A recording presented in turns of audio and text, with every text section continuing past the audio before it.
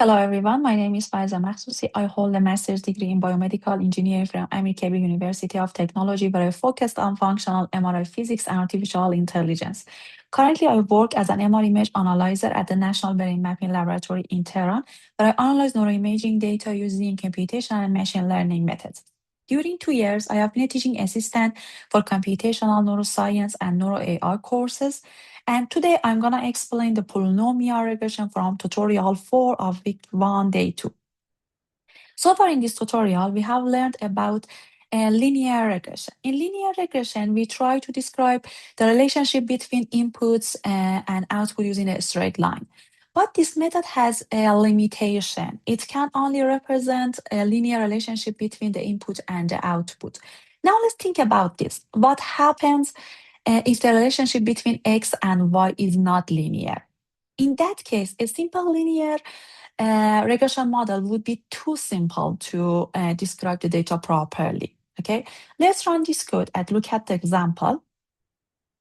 As you can see in the scatter plot, there is a relationship between x and y, but the pattern is not a straight line. The data points form something closer to a curve. So here we need a model that allows more flexibility and can capture this curve pattern. So how can we do that? One simple idea is to include higher powers of the input variable. For example, we can use x squared, x cubed, or even higher powers. By adding these terms, the model can represent more complex relationships between the input and the output. This approach is called polynomial regression. Now let's assume that we have one feature for each data point. In that case, we can write the model like this. Here, the additional powers of x allow the model to capture nonlinear patterns in the data. Okay, let's think about what happens when we have many data points. Instead of writing the model for each data point separately, we usually write the model in matrix form.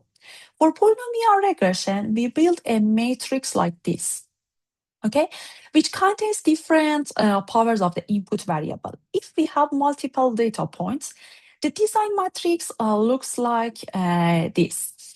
Here, the first column of ones represent the bias term, and each row represents one data point, and each column represents one feature used by the model. Now, if we have more than one input feature, the design matrix includes the power of each feature. For example, if we have two features, I mean xm and xn, the design matrix looks like this.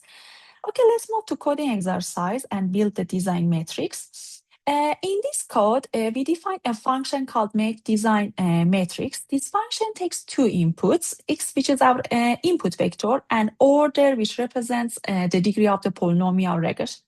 And first, the code checks whether x is a one-dimensional array. If it is, we reshape it into a column vector using this part. Next, we create a column of ones that represent the bias term using mp.ones.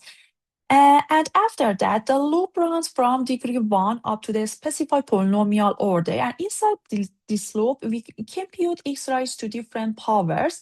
Then we use NumPy's hstack function to append these new columns to the design matrix. Okay, let's do it with each other. Just like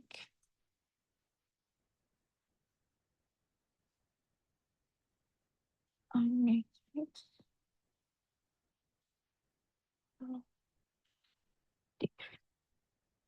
Okay, let's run it. Okay, at the end of code, we test the function by creating a design matrix with order equal to 5.